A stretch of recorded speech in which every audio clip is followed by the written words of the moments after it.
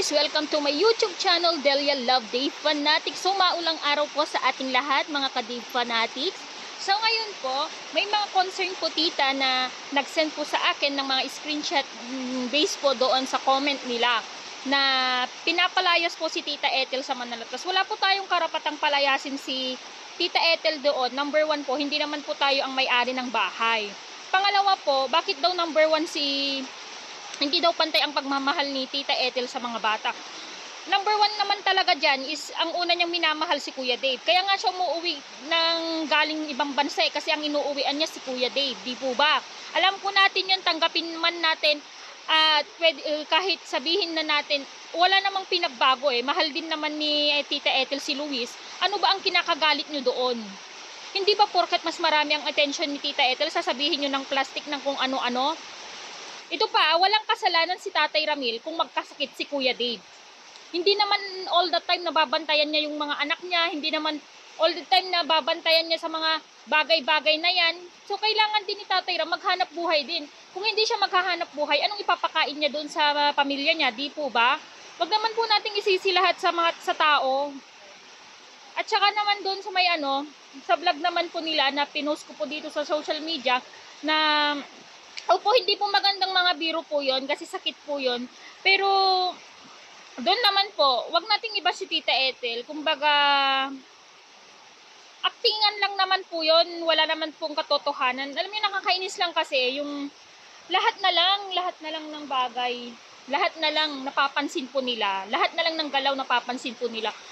Hindi po ba kayo napapagod? Nakakahiya po yung ginagawa nyo. Huwag po nating pakialaman ang Manalastas. Yun lang po. Huwag nating pakialaman ang Manalastas. Hindi naman tayo pinapakialaman. Buhay nila yun At saka pamilya nila yun. Wala tayong pakarapatan na diktahan sila kasi supporters lang po tayo. Ngayon po, huwag po kayong magalit sa akin kung may nasasabi po ako. Ito lang po yung opinion ko. Kung ano po yung opinion nyo, sabihin nyo din po sa vlog nyo. Huwag po kayong magalit sa akin. At huwag nyo din po akong gawing content nyo. Ganun lang naman po yun na hindi ako nagmamagaling. Ito yung opinion ko, ito yung gusto kong sabihin. Kaya nga ako gumawa ng channel ko kasi gawin ko kung anong gusto ko dito sa channel ko. Huwag nyo akong diktahan kung anong gusto kong gawin dito sa channel ko. Yun lang naman po ang gusto ko Respeto lang naman po ang gusto ko. At respetuhin nyo din po yung Manalastas at saka sa yung mga bata. Respetuhin nyo naman po. Sabihin nyo pa si Dave baboy, choco na batok. Bakit? Yung alaga nyo hindi ba maitim? Lala ka, Diyos ko, Philippines nga yung muka. O, di po ba? Huwag naman po tayong ganun. Huwag naman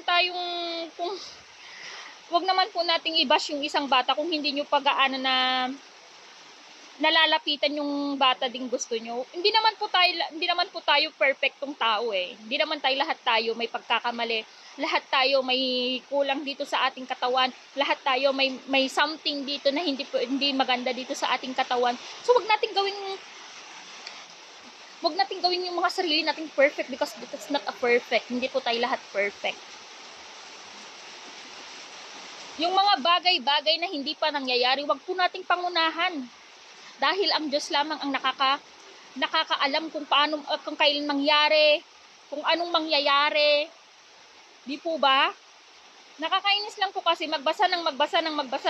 But thank you the tita na lahat po ng mga tita na nagsisend po sa akin ng screenshot. Kasi one time po, yung mga comment nilang malala, dinidelete po nila kasi takot po sila sa mga makadave. Kasi alam nila ng mga makadave talagang ipagtanggol nila yung taong mahal nila. Ganun naman talaga, di po ba? Kung mahal mo yung tao mo, panindigan mo, pagmalaki mo, pangalagahan mo, suportahan mo. Di po ba? Ganun naman po talaga Mahal mo nga yung tao, wala nga naman ipapahamak mo yung tao. Di po ba? Minsan mag-isip muna po tayo bago tayo magbitaw ng mga salitang hindi maganda.